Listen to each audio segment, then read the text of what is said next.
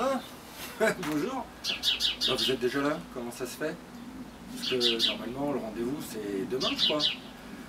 Je sais pas ce que j'ai là. Ah, je me sens oppressé, ça doit être à cause de ce truc-là. Vivement qu'on s'en débarrasse parce que ça devient pénible. Ah, je me sens oppressé. C'est un truc de fou. Bon, j'espère que c'est à cause de ce filtre. Et puis d'un seul coup, ça me soulève une question là. Je respire mal. J'ai ce truc là qui doit filtrer l'air. Générique.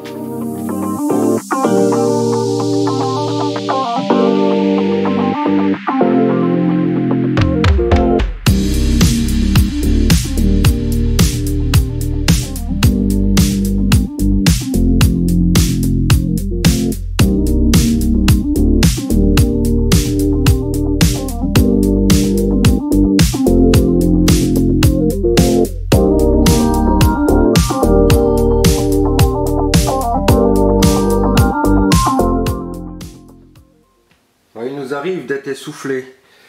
Donc un moteur, bah, c'est presque pareil, quoi. Si moi je mets quelque chose de peu filtrant, très épais devant mon nez, forcément je vais avoir beaucoup de mal à respirer et à oxygéner mon corps. Donc la machine, mon corps, bah, va pas bien fonctionner. Un moteur de voiture, c'est exactement pareil. Donc je vous ai fait un petit croquis là, j'ai mis ça contre un mur avec un petit bardage en bois, peu importe, hein. Mais dans le garage que je vais construire, je vais faire comme un petit tableau blanc pour amener des explications. Parfois un grand schéma parle mieux qu'un grand discours, comme on dit. Alors l'air va arriver par ici, hein, faire le devant de la voiture, donc au niveau de cette pièce là, on peut imaginer la calandre de la voiture. Donc quand je vais rouler ou même à l'arrêt, l'air extérieur va rentrer par cet orifice d'entrée. C'est un tuyau qui est à nu juste devant la voiture. Lorsqu'on ne sait pas où se trouve le boîtier du filtre à air, c'est pas compliqué, il y a juste à suivre les gros tuyaux et on va arriver dans une grosse boîte. Bon, là je l'ai fait ressortir en couleur jaune, dans une grosse boîte en plastique noir, et à l'intérieur va se trouver le filtre. Alors ce boîtier, parfois il est vissé avec des vis Torx, parfois il est simplement clipsé avec des petites pattes métalliques, style valise quoi. Et quand je vais enlever le filtre, c'est là que je vais prendre des décisions. C'est est-ce que je vais changer l'intégralité de mon filtre ou est-ce que je vais le changer complètement et en acheter un neuf, parce qu'un filtre ça peut se nettoyer quoi. Donc un coup d'aspirateur on verra, et puis ma voiture va certainement nettement mieux respirer. Bon, si je fais le rapport avec le dessin, ici on voit j'ai une ouverture, un tuyau. Donc l'ouverture, ça c'est la prise d'air. On a un gros tuyau là qui va vers une grosse boîte. Et il y a fort à parier que cette grosse boîte, ce soit le filtre à air qui se trouve à l'intérieur. Bon, à côté, on va retrouver des petites pièces complètement classiques, du style le débitmètre, un petit appareil électrique qui va nous servir à calculer combien il y a d'air.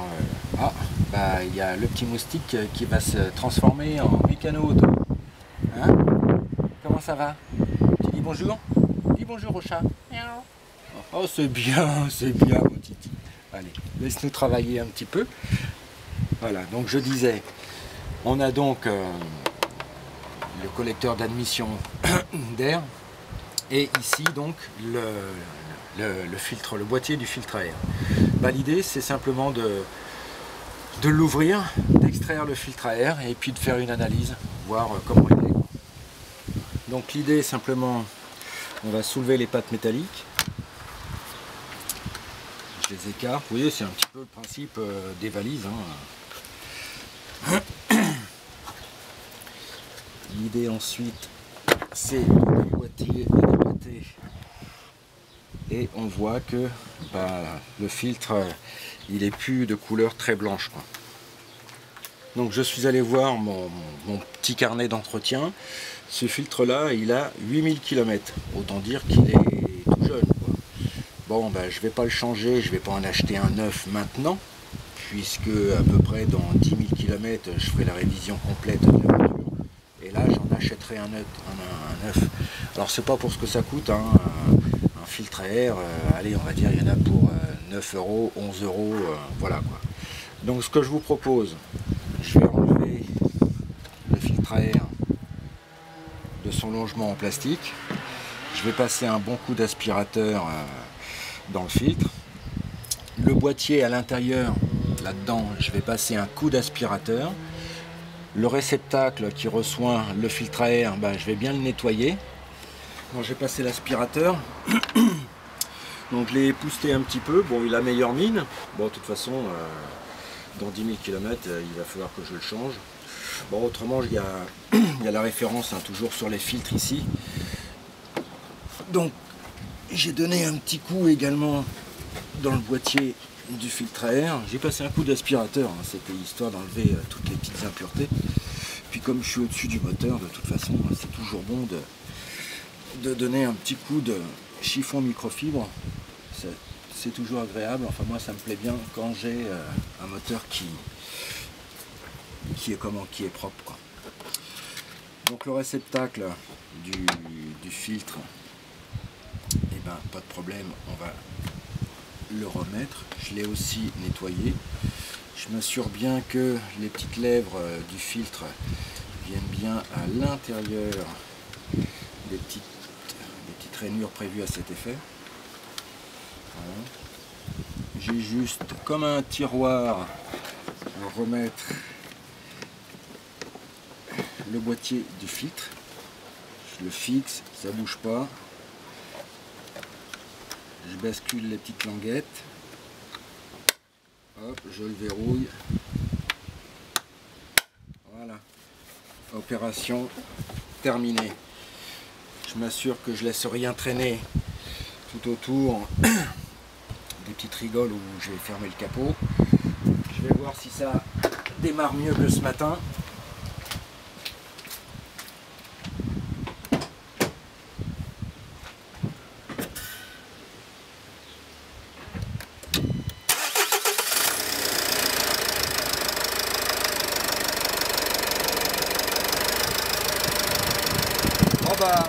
Rien à voir, hein.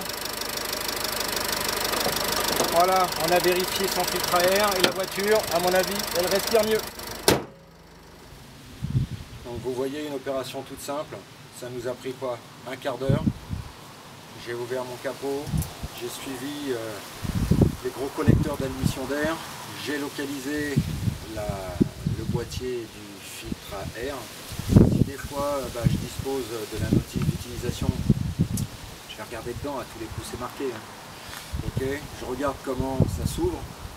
Alors peut-être, je dis bien peut-être, hein, il arrive parfois qu'il faille enlever une durite d'admission d'air, hein. C'est les gros tuyaux, ça se déboîte, alors on force pas.